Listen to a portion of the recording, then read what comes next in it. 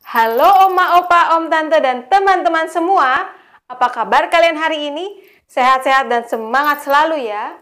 Balik lagi nih di channelnya Mega Sheila.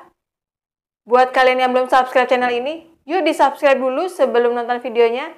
Dan nanti setelah selesai nonton videonya, jangan lupa di like, komen, dan share juga ya. Oke? Seperti yang kalian lihat, everything happen for a reason. Cek, Sheila, cek. So, please welcome to ceritanya si Mega. Mati angin gue.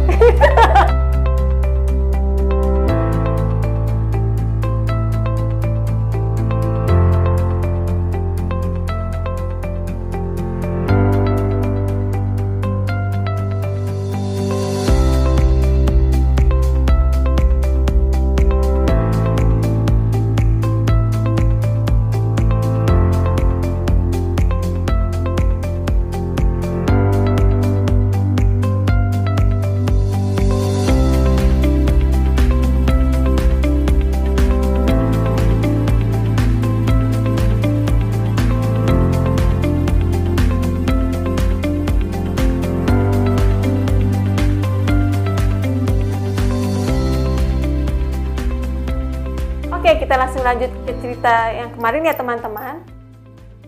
Sempat terjadi perdebatan tuh yang cukup lama dan cukup sulit antara mama, pihak rumah sakit kedua dan pihak rumah sakit ketiga tentang penggunaan ambulans dalam proses perpindahan Mega.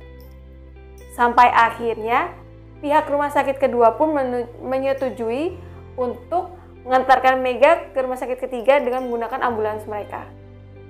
Nah, dalam perjalanan perpindahan tersebut, ternyata sang perawat sempat dibuat panik atau bingung dengan kondisi Mega yang tidak ada pergerakan. Karena terbatasnya peralatan di ambulans, akhirnya sang perawat pun menepuk-nepuk pipi Mega sampai berkali-kali hingga Mega pun merespon Ternyata respon itu cukup membuat sang perawat tersebut agak sedikit lega. Setibanya di rumah sakit ketiga, puji Tuhannya, sang dokter saraf rumah sakit tersebut masih stay di rumah sakit, walaupun jam praktek beliau sudah selesai. Kemudian beliau mengecek kondisi Mega, dan beliau mendapati bahwa tangan dan kaki kiri Mega itu tidak dapat digerakkan. Akhirnya, beliau menyarankan untuk men-CT scan kepala Mega. Nah, dari hasil CT scan itulah, baru diketahui bahwa Mega mengalami pecah pembuluh darah di kepala dan harus segera dioperasi. Akhirnya sang dokter pun menyarankan Mega untuk melakukan CT scan ulang keesokan harinya di rumah sakit swasta lain di Bilangan Menteng. Yang berdasarkan informasinya sih, rumah sakit tersebut memiliki alat CT scan yang lebih akurat. Awalnya sang dokter saraf merencanakan untuk mengoperasi Mega pada hari Senin. Akan tetapi karena berdasarkan hasil CT scan di rumah sakit Menteng tersebut hasilnya cukup parah, akhirnya operasi Mega pun dimajukan menjadi hari Minggu. Akhirnya operasi yang memakan waktu cukup lama hingga berjam-jam itu pun selesai. Semuanya berjalan dengan baik dan lancar. Mega pun akhirnya dipindahkan ke ruang ICU untuk pemulihan pasca operasi. Menurut prediksi dokter, Mega kemungkinan berada di ruang ICU tersebut minimal 7 hari lamanya. Akan tetapi puji Tuhan kondisi Mega baik hingga akhirnya Mega pun hanya beberapa hari saja di ruang ICU tersebut hingga akhirnya dipindahkan ke ruang perawatan.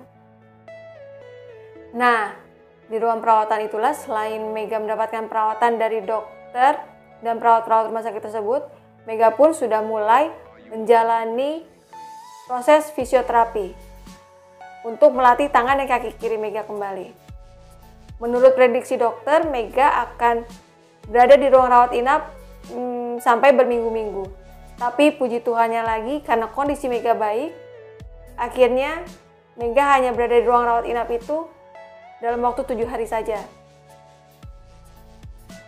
Saat keluar dari rumah sakit itulah hari di mana Mega harus mulai bisa menerima untuk menjalani kehidupan Mega dengan kondisi baru Mega. Berat sih, tapi itulah kehendak Tuhan yang harus Mega jalani. Ada banyak mujizat loh yang Mega alami dari kejadian tersebut. Mau tahu mujizatnya apa aja? Tunggu di video Mega selanjutnya ya, oke? Nah, di video kali ini Mega mau ingatkan teman-teman nih, jangan lupa untuk selalu bersyukur ya. Karena apapun yang terjadi dalam hidup kita, itulah yang terbaik buat kita menurut Tuhan, bukan menurut kita.